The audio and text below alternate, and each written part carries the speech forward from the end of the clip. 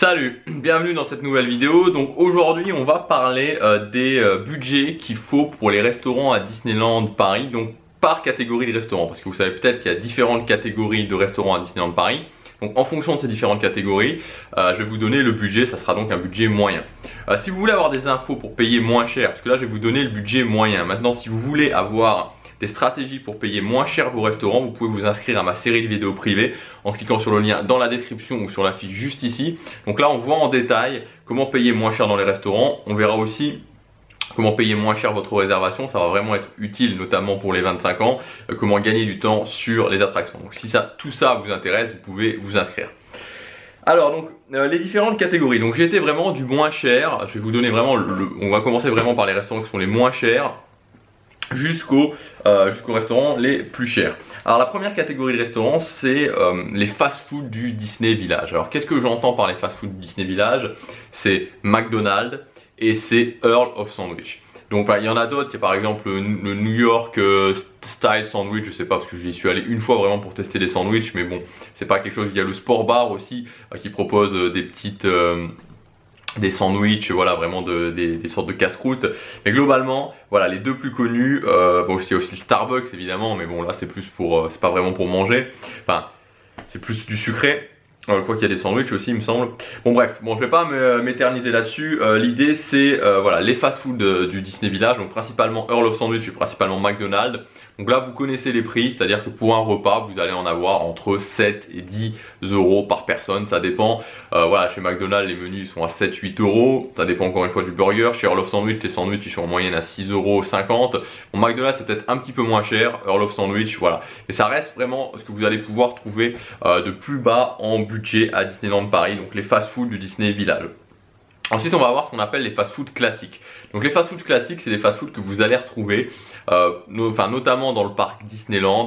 Donc ça va être par exemple le Café Hyperion, ça va être par exemple le fast-food Hakuna Matata, ça va être par exemple le Fuente del Oro, ça va être par exemple il y en a tellement, le Chalet de la Marionnette, voilà, enfin bon je vais pas tous les citer parce qu'il y en a beaucoup. Donc c'est des fast-food qui ont, alors donc il y a différentes, il y a vraiment une grande variété en termes de nourriture, ça va des pizzas, des pâtes, il y a les hot dogs, les hamburgers, Fuente del Oro c'est des choses un petit peu mexicaines, thématisées sur le Mexique, il y a un coup de soleil d'un coup ça fait pas mal de lumière. Voilà, donc ça va être assez divers en termes de plats. Et ce qui est surtout sympa, c'est qu'en général, il y a une thématisation qui est cool. Par exemple, dans le restaurant Hakuna Matata, c'est thématisé sur le Roi Lion. Donc c'est vraiment, voilà, ça apporte une petite touche Disney à ce niveau-là qui est assez sympa. Donc pour ces fast-food là, ça marche toujours de la même façon, c'est-à-dire que vous avez trois menus. Vous avez toujours trois menus, le menu 1, le menu 2, le menu 3. Et en général, de mémoire, je crois que c'est 11,90 €, enfin on va dire 12 euros, 13 euros, 14 euros, ou alors 12, ou alors 13, 14, 15, quelque chose comme ça. Donc ça va entre, on va dire, entre 12 euros et 15 euros pour avoir un repas complet pour les adultes. Pour les enfants, c'est un petit peu moins cher. Voilà, donc ça, c'est le deuxième échelon. Et donc sur les fast-food classiques, par exemple vous êtes deux adultes, vous allez prendre un repas dans un fast-food classique, donc le menu complet, c'est-à-dire avec vraiment les boissons, vous avez aussi un petit dessert, ça va vous coûter, on va dire, une moyenne de 13-14 euros, donc pour deux vous serez un petit peu en dessous des 30 euros. Après vous avez une autre catégorie qui s'appelle les restaurants fast-food service à table. Donc là c'est par exemple, il n'y en a pas énormément, il y a le Lucky Nugget Saloon qui est à Frontierland, il y a aussi le Café des Cascadeurs qui est dans le parc Walt Disney, Studios, vraiment tout au fond du parc Walt Disney Studios, à côté du spectacle justement des cascades. Donc pour ces fast-food là, il va falloir compter, donc pour le Lucky Nugget Saloon en moyenne ça va plutôt être dans les voilà, on va plus être autour de 20 euros le menu, donc on va être autour de 20 euros le menu, donc c'est un petit peu plus cher. La différence avec les fast-food classiques c'est que simplement que là vous prenez votre commande au comptoir et ensuite on vous sert à table. Voilà pour la nuance. Après vous allez avoir les buffets à volonté. Donc les buffets à volonté ça va être par exemple la Graba, ça va être par exemple le Plaza Garden, ça va être par exemple le restaurant des stars, ça va être aussi les buffets, tous les buffets des hôtels par exemple. Donc au niveau des buffets à volonté, alors là c'est plus compliqué de vraiment donner une fourchette de prix parce que bon, par exemple certains buffets comme l'Invention sont beaucoup plus chers, mais quand on reste dans la moyenne, on va dire que ça va être avec les boissons entre 30 et 35 euros, entre 30 et 35 euros par personne, et pour les enfants c'est divisé par deux. Voilà, donc ça c'est pour le budget des buffets à volonté. Ensuite vous allez avoir les services à table. Alors juste une petite parenthèse sur les buffets à volonté. Moi, quand j'ai commencé à venir à Disneyland Paris, on était en 2010 et c'était beaucoup moins cher. Je me souviens par exemple que la Graba, alors de mémoire, je ne veux pas dire de bêtises, mais je crois que c'était autour des 23 euros, quelque chose comme les 23 euros. Alors, je suis pas sûr qu'il y avait les boissons, ou 25 avec les boissons, enfin c'était vraiment beaucoup moins cher. Et les buffets à volonté ont pas mal augmenté, ce qui est un petit peu dommage parce que du coup, ça les a vraiment un peu sortis de la gamme des restaurants très accessibles comme ils étaient avant. Avant, pour 20 euros par personne, c'était quand même 20-25 euros par personne avec la boisson, ça restait quand même accessible. Pour 50 euros à deux, vous allez au buffet à volonté, maintenant c'est quand même plus cher. Donc voilà. Après, vous avez les restaurants à table, donc les restaurants service à table classique. Donc service à table classique, ça va être par exemple les restaurants comme le Silver Spur Steakhouse, donc dans le parc Disneyland. C'est des restaurants, voilà, où vous en avez aussi au Disney Village. C'est des restaurants où en moyenne il va falloir compter 35 euros par personne. C'est-à-dire un menu avec une boisson 35 à 40 euros par personne. Voilà, ça va être si vous voulez entrée plat dessert, hein, évidemment. Si vous voulez le menu complet, enfin entrée plat dessert, non, si vous voulez le menu, donc souvent ça va être entrée plat ou entrée dessert, autour des 35 euros, vous allez pouvoir vous en sortir. Et après, vous avez les restaurants maintenant service à table de luxe.